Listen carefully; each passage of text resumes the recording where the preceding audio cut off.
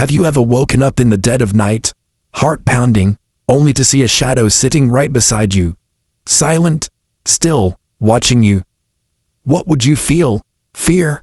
Suspicion? Or that primal chill crawling down your spine, whispering that something is wrong? That was me, Henry, 33 years old, husband, office worker, ordinary guy. But that night, I swear, for a second, I thought my life was about to take a turn I wasn't ready for.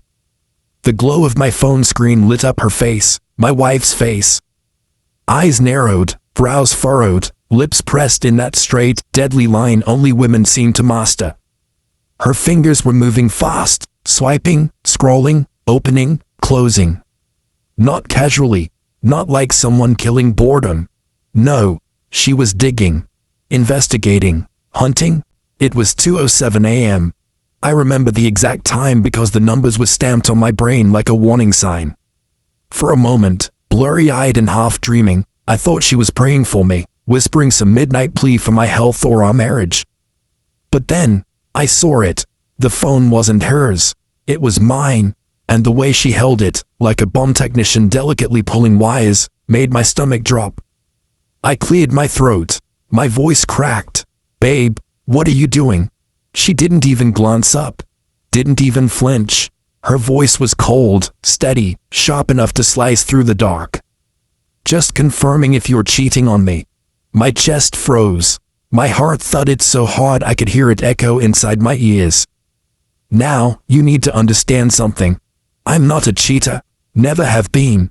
But the way she said it, like she already knew something, like she was waiting for me to confess, shook me.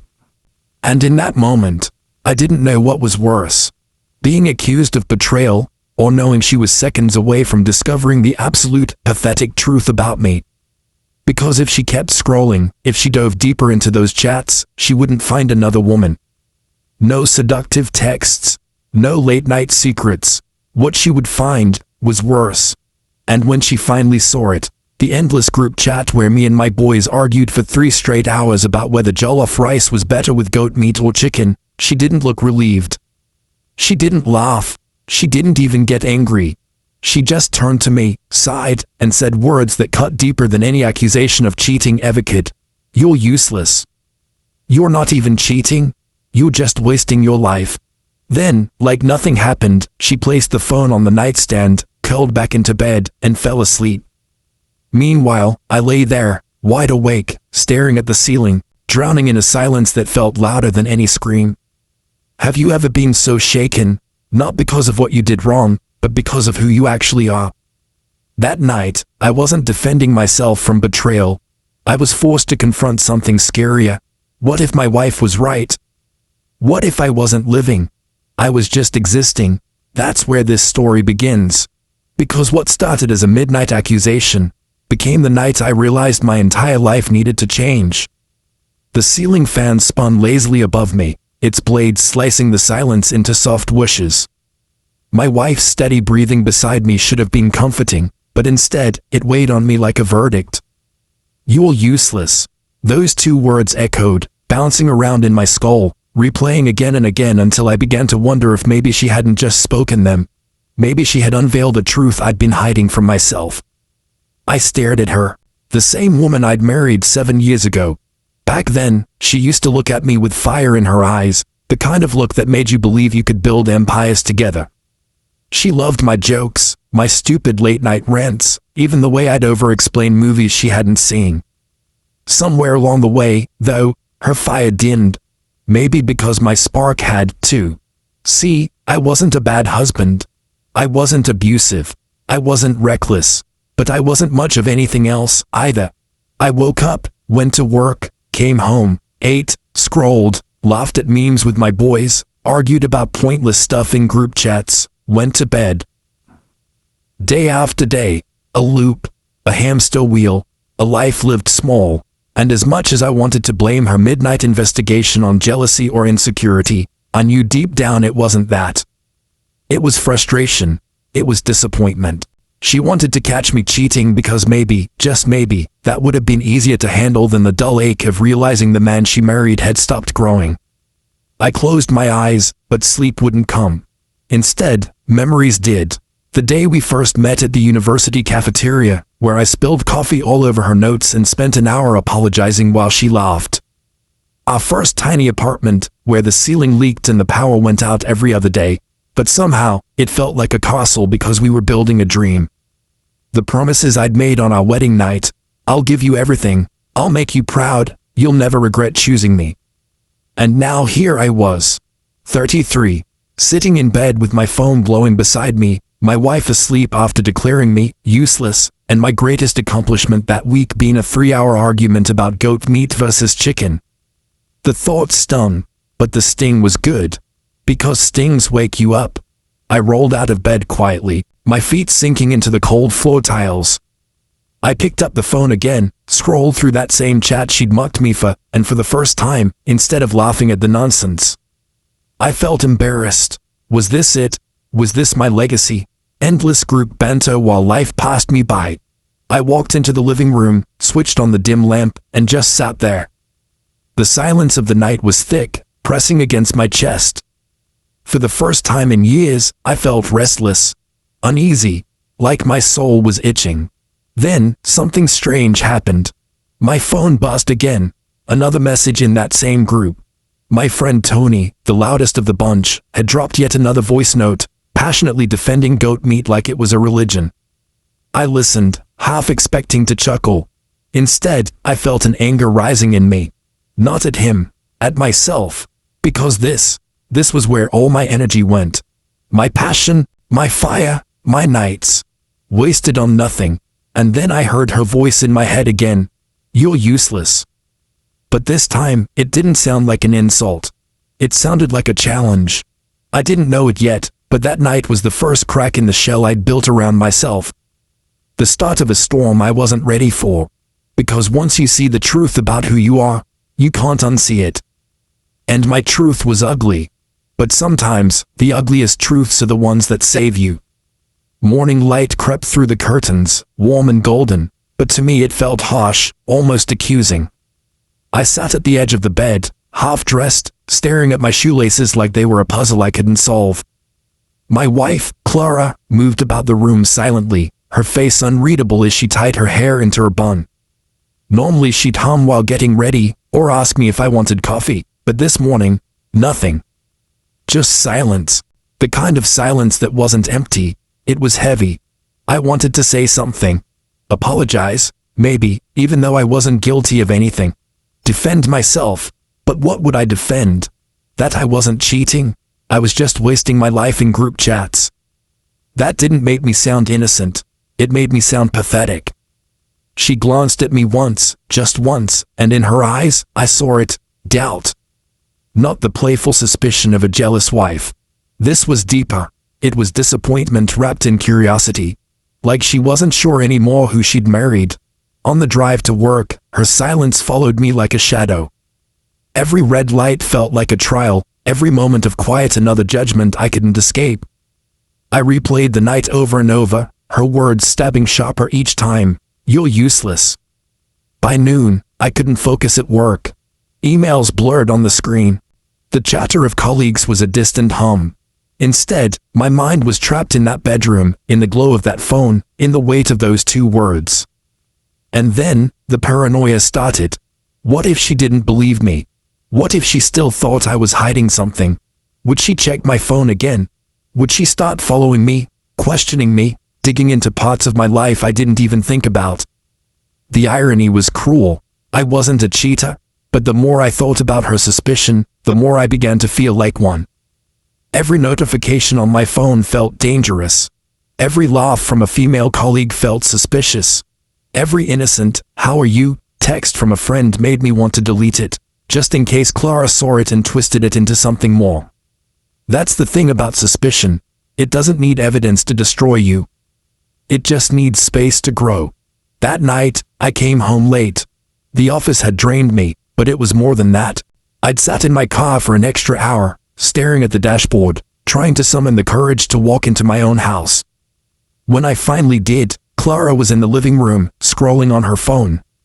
Not mine, hers, but her eyes flicked up to me, sharp, scanning, like she could read my guilt even if it didn't exist. Long day, she asked. Her tone was neutral. Too neutral. Yeah, I muttered, loosening my tie. Just busy.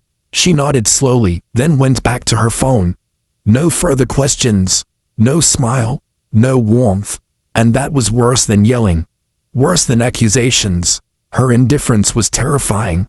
Later, as we lay in bed, I noticed her phone on the nightstand. For the first time in our marriage, I felt the urge to check it. Not because I suspected her, but because I wanted to know if she still cared, if she'd been texting her friends about me, about how disappointed she was, about how she regretted marrying me. I didn't touch it, but the thought alone scared me. Because suspicion, once planted, doesn't just stay with one person. It spreads. It infects.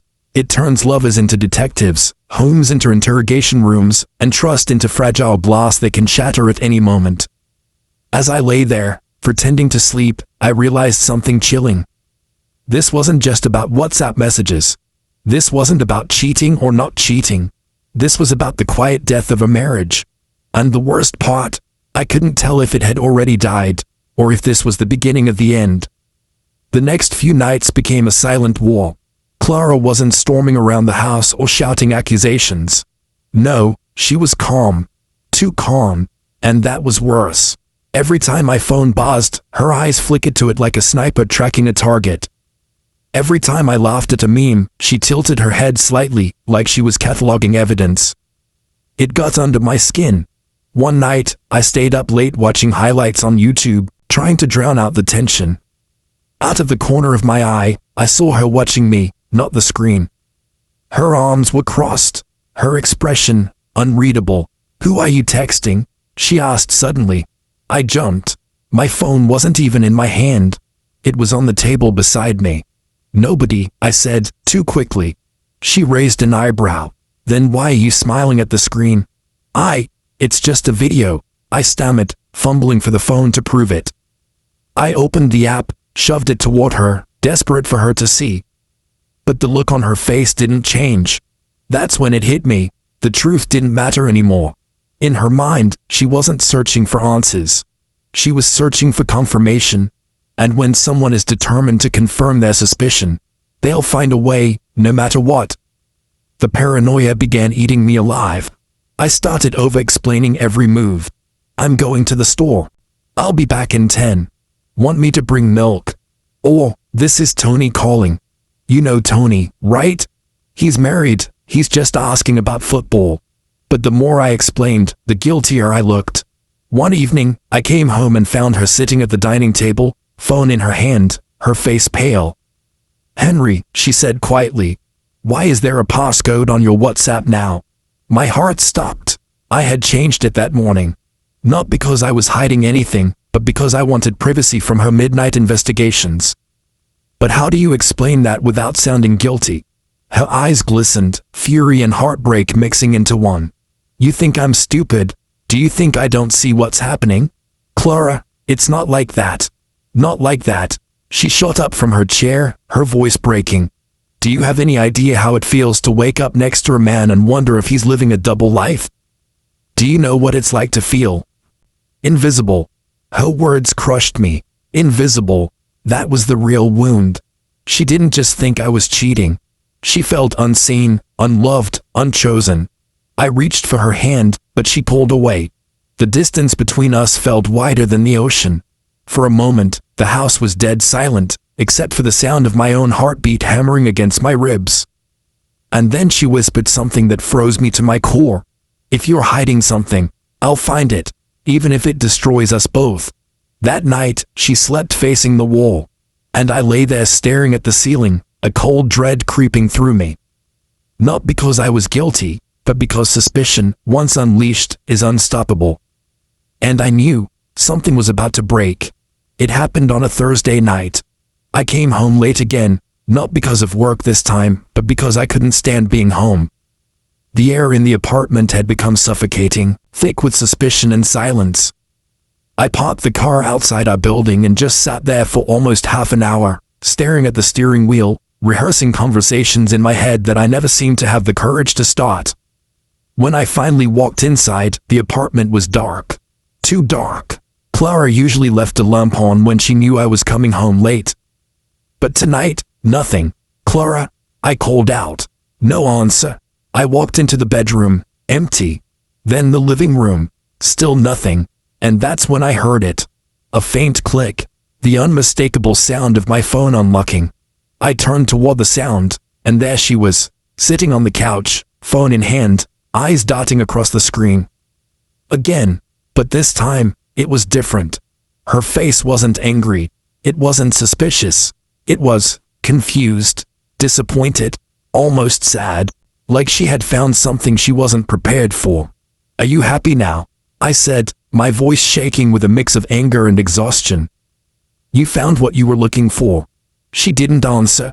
She just held up the phone and whispered, this is it. This is your big secret. I walked closer, and my stomach twisted when I saw what was on the screen. The same group chat. The endless scroll of memes. The 3-hour debate about jollof rice. A conversation about video games. Dumb jokes. Pointless links. Nothing even remotely scandalous. Her eyes met mine, and they were colder than I'd ever seen them. You're not cheating, she said quietly. You're worse. Worse. I repeated, stunned. She dropped the phone onto the couch like it disgusted her. I was ready to hate you, Henry. I was ready to scream, to throw you out, to burn everything we built. But this, she gestured at the screen. This is pathetic. You're not living a double life. You're not sneaking around. You're just wasting the one you have. The words landed heavier than any accusation could. She walked past me, her voice trembling now, not with anger, but with heartbreak. I thought maybe there was someone else because you were distant. Because you weren't here. But the truth is, you are here. You're just not present. You're not passionate. You're not ambitious. You're not you anymore. I stood there frozen, each word slicing deeper than the last. You think cheating is the worst thing you can do to someone you love, she continued. It's not. The worst thing you can do is make them feel like they chose someone who stopped trying. She didn't cry. She didn't yell. She just walked into the bedroom and closed the door, leaving me standing alone in the middle of our living room, a grown man holding a phone full of memes and wasted time. For a long time, I didn't move. I just stared at that phone, at the stupid debates, the pointless conversations. And for the first time in my life, I felt ashamed of how small I'd let myself become. Not because I had betrayed her trust, but because I had betrayed her belief in me. I realized then that betrayal isn't always about another person. Sometimes, it's about breaking the promise of who you were supposed to be. That night, I didn't sleep. I sat on the edge of the bed, watching her breathe, wondering how I had let things get this far. I wanted to reach for her hand, but I didn't. I wanted to say sorry, but I knew words wouldn't fix this. Something had to change, and it had to start with me. The next morning, sunlight spilled across the room, but it didn't bring warmth. Clara moved around quietly, gathering her things, getting ready for work. Her silence was louder than any argument we'd ever had. I sat at the table, a mug of untouched coffee in front of me, my phone lying beside it like a guilty accomplice. Normally, I'd be scrolling by now, half awake, lost in the usual nonsense. But today, I couldn't even bring myself to unlock it. Her words from last night echoed in my head. The worst thing you can do is make them feel like they chose someone who stopped trying. Stopped trying? I thought about the man I used to be. The guy who worked late shifts just to save up for a surprise trip, who stayed up all night helping her study for her exams, who believed he could build something bigger than himself. Somewhere along the way, that man had disappeared. And all that was left was me, Henry, 33, comfortable, predictable, useless. Clara walked past the table, ready to leave, and for a moment, I panicked. What if this was it? What if she had already decided she was done with me? Clara, I said quickly. She paused, her hand on the door handle. I know I failed you, I admitted, my voice raw. Not because of another woman, but because I let myself shrink into someone smaller than the man you married. I don't want to keep being this version of me. For the first time in days, she looked at me. Really looked. And though her face was guarded, there was a flicker, faint, but there, of hope. Or maybe curiosity. You don't fix this with words, Henry, she said softly. You fix it with action. And then she was gone. The door shut behind her, leaving me alone with my coffee, my silence, and my shame. But also something else. Resolve. That day at work, I didn't scroll. I didn't laugh at memes. I didn't drown myself in distractions. Instead, I sat with a notebook and wrote. I wrote down everything I'd abandoned, the business ideas I never started, the goals I'd put on hold, the promises I'd made to myself and forgotten. It wasn't much, but it was a start. Over the next weeks, I began small. I cut my screen time. I reconnected with projects I'd once been passionate about. I exercised again. I came home earlier, not to sit in silence, but to cook with Clara, to talk, to be present. It wasn't easy. She didn't immediately forgive me. The wall between us didn't crumble overnight. But brick by brick, I started chipping at it. Not with grand gestures, just with consistency. And slowly, she began to notice. One evening, as we washed dishes together, she glanced at me and said, almost reluctantly, "You're different lately." I smiled, rinsing a plate. "I'm trying." She studied me for a moment, then nodded. "Don't stop." Those two words meant more to me than any apology, any promise, any fight ever could. Because for the first time in a long time, I realized this wasn't about proving I wasn't cheating. It was about proving I could still be the man worth choosing, every single day. And here's the thing. Sometimes, betrayal doesn't come in the form of infidelity. Sometimes, betrayal is far quieter. It's the betrayal of giving up on yourself, of letting life pass while you sit on the sidelines, distracted, comfortable, invisible. And the cruelest part, the people who love you feel that betrayal the most. That night months ago, when Clara whispered, "You're useless," it wasn't an insult. It was a wake-up call, one I desperately needed. It's been months since that night, the night I woke up to find Clara investigating my phone like an FBI agent. Months since her words, "You're useless," cut me deeper than any accusation of cheating ever could. And you know what? She was right. I wasn't a bad man. I wasn't unfaithful, but I wasn't living either. I was coasting, existing, taking up space in my own life while the clock kept ticking. Now, when I look back at the man I was that night, sitting in the dark, drowning in memes and meaningless arguments, I almost don't recognize him. Because somewhere in that pain, in that humiliation, in that confrontation with my own smallness, something cracked open. I began to change, slowly, clumsily, but honestly. I stopped letting comfort be my excuse. I stopped chasing temporary distractions and started chasing growth again. I didn't transform overnight into some millionaire or superhero. That's not real life, but I became present. I became intentional. I became someone who tries. And Clara, she noticed. Not in the way movies show it. No dramatic reunion kiss in the rain, no tearful monologues. Just in the quiet moments. The way she reaches for my hand again when we walk. The way her laughter has started to come back, piece by piece. The way, sometimes, I catch her looking at me the way she used to, with fire in her eyes. That fire was never really gone. She was just waiting for me to reignite mine. The truth is, the scariest betrayal isn't cheating. It's betraying yourself. It's breaking the promise of the man or woman you swore you'd become. The version your partner fell in love with. The version you believed you could be. And sometimes, the people who love us the most are the ones who hold up the mirror we've been avoiding. Clara thought she was looking for another woman on my phone. But what she found instead was the version of me I had abandoned. And because she found him, I had no choice but to face him, too. So if you're listening to this, and you feel stuck, or invisible, or like life has turned you into a smaller version of who you used to be, take this as your wake-up call. Don't wait for someone you love to call you useless. Don't wait for suspicion, or silence, or heartbreak. Start now. Start today. Be present. Try again. Because sometimes, the greatest betrayal is not that you cheated on someone else, but that you cheated yourself out of becoming who you were meant to be. And that night, in the dim glow of my phone screen, with my wife's words slicing me open, I learned a truth I'll never forget. Sometimes, being accused of cheating is easier to live with than realizing you've been unfaithful to your own potential. If you were in Clara's shoes, would you rather discover betrayal or disappointment? And if you were in mine, what would you do differently? Share your thoughts in the comments. And if this story shook you, hit subscribe, because more stories like this one are coming, and trust me, you don't want to miss them. Change is never cinematic at first. It's not fireworks or instant breakthroughs.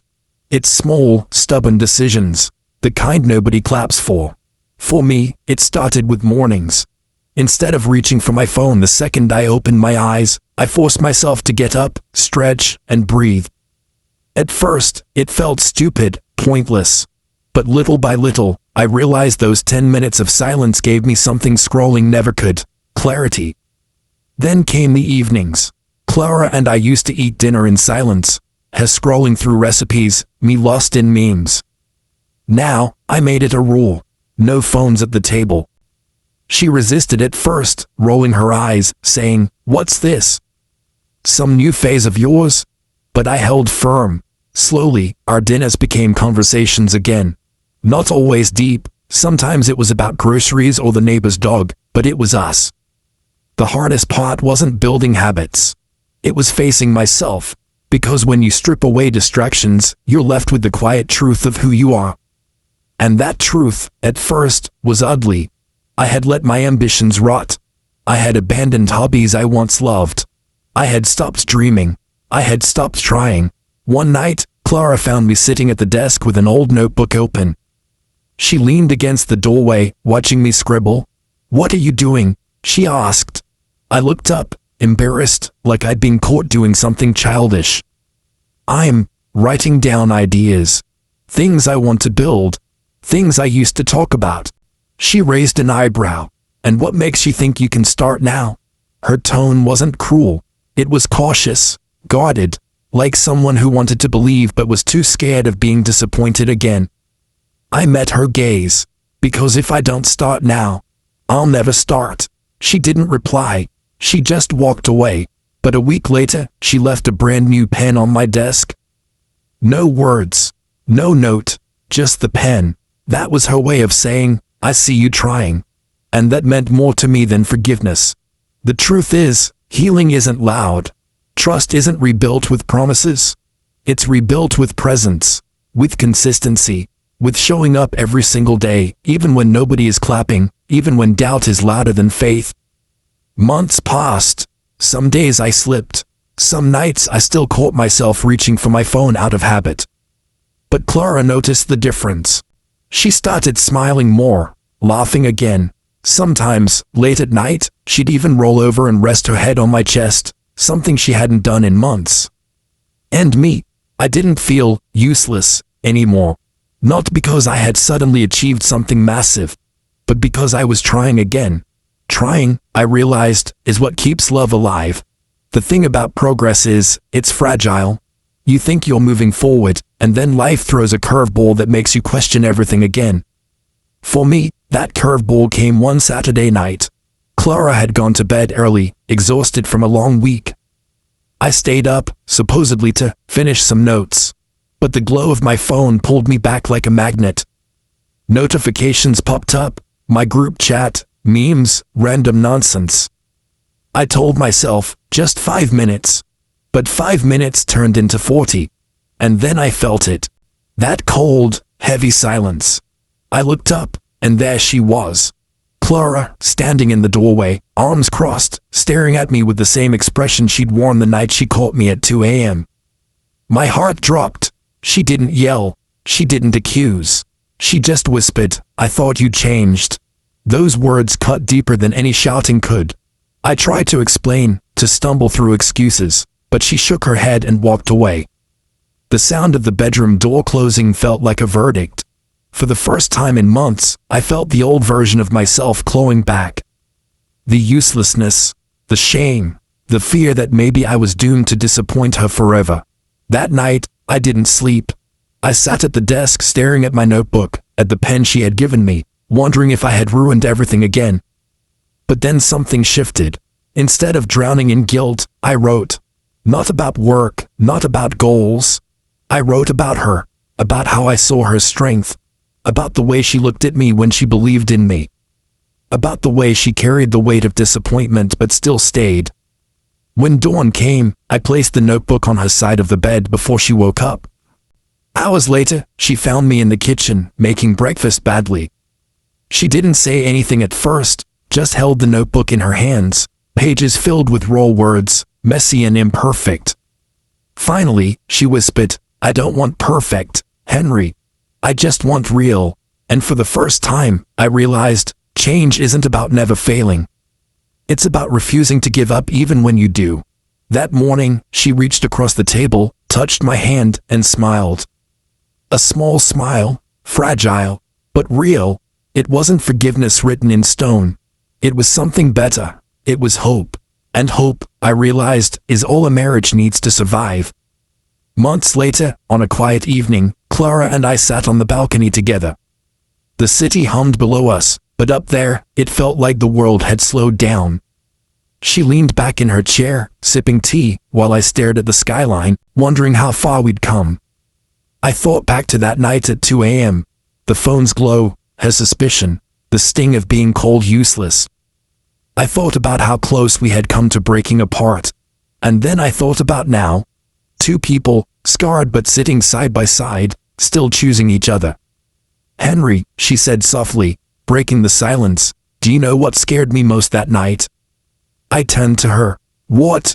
She placed her cup down, her voice trembling with honesty. "It wasn't the idea of you cheating. It was the idea that you had nothing left to live for. Nothing worth fighting for, and I didn't know how to love someone who had given up on himself." Her words struck me like lightning. Because she was right. The greatest betrayal hadn't been against her, it had been against myself. I swallowed hard, took her hand in mine, and said, "I can't promise I'll never stumble again. But I promise I'll never stop trying." She looked at me for a long moment, then nodded. No grand speeches, no dramatic music, just a quiet acceptance, the kind that feels stronger than any vow. That night, as we went inside, I realized something I should have known all along. Marriages don't survive on perfection. They survive on effort, on honesty, on two people deciding every single day that the love between them is worth more than the mistakes they've made. And maybe, just maybe, the real test of love isn't what happens when someone betrays you. It's what happens when they bore you, when they disappoint you, when they forget who they are, and you still stand by, waiting, praying, hoping they'll find themselves again. I used to think my wife had caught me at my weakest. But now, I understand, that night wasn't the end of our story. It was the beginning of me learning how to live again. So, if you're listening to this, ask yourself, what's worse? Being caught doing something wrong, or being caught doing nothing at all? Because sometimes, the scariest thing isn't losing your partner. It's losing yourself. And if this story hit you deep, if it made you stop and think about your own life, then don't just scroll away. Subscribe, because I have more stories that will grab your heart and refuse to let go. Share this with someone who needs a reminder. Love doesn't need perfection. It just needs attention. Long before the midnight glow of a phone threatened our marriage, there was another glow, the soft, golden one that surrounded Clara the night I met her. It was at a friend's birthday party, years ago. The kind of crowded, noisy place where music drowned out conversations. I remember standing by the kitchen counter, pretending to enjoy the drink in my hand, when I saw her across the room. She wasn't the loudest person there. She wasn't dancing on tables or commanding attention. She was just laughing. A real, unrestrained laugh that made people turn their heads like moths to light. I told myself, "Henry, don't even think about it." But I walked across the room anyway. "Hi," I said awkwardly. "I don't really know anyone here. Except, now, maybe you." She smirked, tilting her head. That's the worst pickup line I've ever heard. But at least it's honest. That was Clara. Sharp, honest, impossible to impress with glitter, but easy to win with truth. We talked for hours that night, ignoring the party around us. She told me about her dream to open her own cafe someday. I told her about the app I wanted to build, the one I swore would change the world. Neither of us had money, neither of us had a roadmap, but in that moment, we had fire. Years later, when we got married, I thought that fire would last forever. But fires don't go out suddenly. They fade quietly, replaced by routine, bills, tired eyes, and late nights scrolling through phones instead of dreams. Sitting on the balcony that evening, holding her hand again, I thought about that young version of us, so full of hunger, so sure we'd conquer life together. And I realized, if I wanted to rebuild this marriage, I didn't just need to prove to Clara that I could change. I needed to prove it to that younger version of me, the man who once believed he was capable of more. Because love doesn't just need comfort. It needs growth. It needs fire. The irony, Clara never asked me to be perfect. She just asked me to be alive. And maybe that's all love ever really needs. For the longest time, my friends were my escape. That group chat, the one Clara found at 2 a.m., wasn't just a distraction. It was my comfort zone. We argued about food, about soccer, about which Marvel movie deserved more respect. Pointless things, maybe, but safe things. Things that didn't demand vulnerability or force me to face myself. One night, a few weeks after Clara and I had started patching things up, the guys messaged again. Another debate. This time, if you had to eat only one meal for the rest of your life, what would it be? Normally, I'd dive in head first, typing paragraphs about jollof rice or pizza crust thickness. But this time, I hesitated. I realized something. For years, I had poured hours into defending opinions that didn't matter, while leaving the things that did matter undefended. My marriage, my dreams, my sense of purpose. So instead of joining the banter, I typed something different. Fellas, I think I've been wasting too much time here. I need to focus on my life. I'll still be around, but not like before. The group went silent for a moment. Then, one of them replied, "Damn, Henry got serious on us." Another sent a laughing emoji. But then, quietly, a third messaged, "Respect, bro." Honestly, I need to do the same. It hit me like a revelation. I wasn't the only one hiding behind memes and debates. We were all running from something. That night, I closed the chat earlier than usual and sat down with Clara instead. We didn't talk about anything profound, just shared stories about our day, silly things from work, even laughed about how bad my cooking was. But it felt different. It felt intentional. And here's the strange truth. Leaving behind those endless distractions didn't make me lonelier. It made me present. For the first time in years, I wasn't just existing next to my wife. I was with her. I realized then, the opposite of betrayal isn't loyalty. It's attention. Because when you give someone your full attention, you're telling them, you matter more than everything else fighting for my time. And in a world drowning in noise, attention might be the purest form of love. It was a rainy Sunday afternoon when the moment happened. Clara and I were cleaning the apartment together. Nothing special, just folding laundry, rearranging books, the usual weekend chores. At one point, she picked up my old phone from the bedside table, the same one that had once glowed like a weapon between us. For a second, my chest tightened. Old memories rushed back, her hunched over the screen at 2 a.m., suspicion in her eyes, the sting of her calling me useless.